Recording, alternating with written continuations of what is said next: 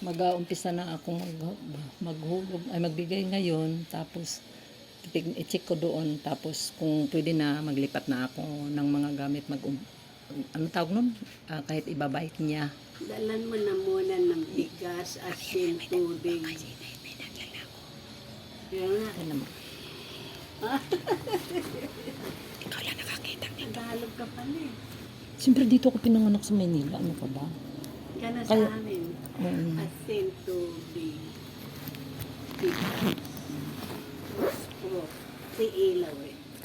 Bolak. Bakit naman gusto? Bible.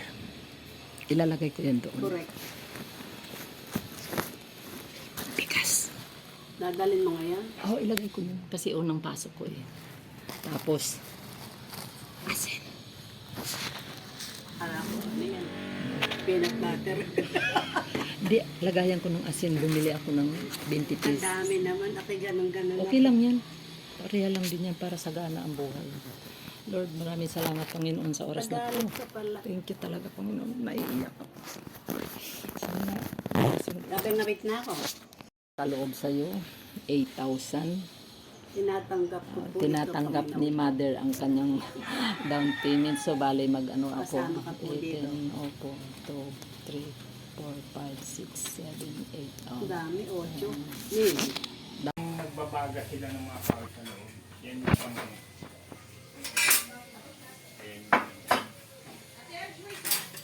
Ito mga ano... Dati kung tumingihan may nabili ko. Hindi ko pinapakita. Meron akong barkada, dalawa siya. Daling ko raw kay Bosto, yung nasa Facebook. Kilala raw nila yung dahil nagpapita sila. Sabi ko, wag, ayoko baka. Sabi niya, oo. Nangyarihan din eh. Oo.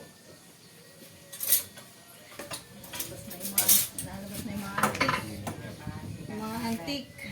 Yung mga tanso yan. Ay ano? Sinauna. Mga antique. Ito yung gamit ko. Kaya assemble ko yan. Sa simbahan Ito yan. mga Mga koleksyon. Walang sterling ko wala dyan. wala ako eh. Kutsara. Tinan mo mayroon pa kutsarang ano. Ay mga kutsarang mga... Ang kinuha ko antique. Hindi mainit. Ito sa fireplace yung sa simbahan.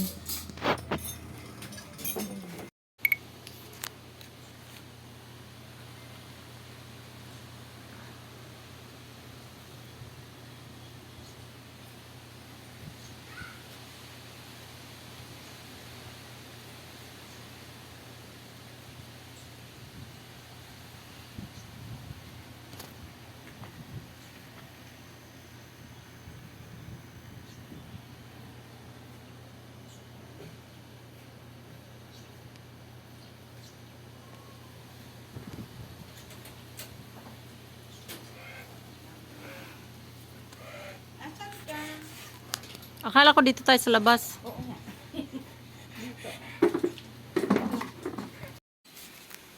So, ayan guys, matapos yung nangyari sa amin doon sa paglilipat. Talagang nakapalipat kami ngayon. So, nandito na kami ngayon. Napaganda yung aking pwesto dahil wala kaming kasama kundi kami lang dito sa likod, sarili naming gate. Ayan. Ito yung kapaligiran namin. So, andito na kami, nakalipat na kami ngayon. Kaya maraming salamat sa pagtiwala na kami ay na ako ay isa sa nangungupahan dito. So ganito kahirap ang ano na isang mangupahan. Yung nangyari sa amin dun sa barangay, wala rin naman ano yun eh, dahil pinagbibigyan lang yung matanda at saka yung bakla na kanyang pamangkin dahil baga sa ano eh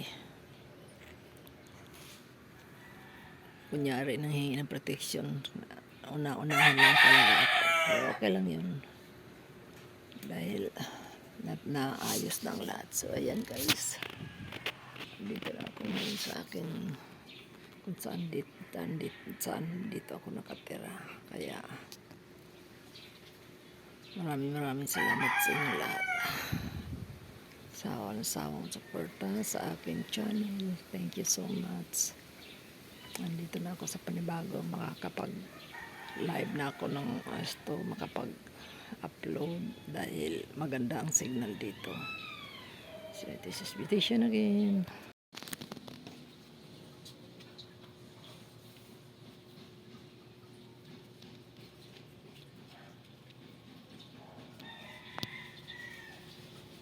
So, yan ang loob ng aming bahay.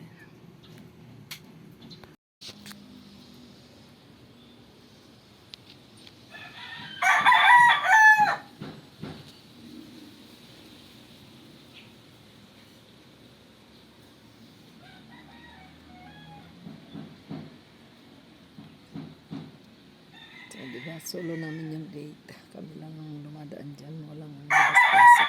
Kami lang. Thank you for watching. Ayan, sana maging maayos ang lahat sa akin. Yan kami lalabas.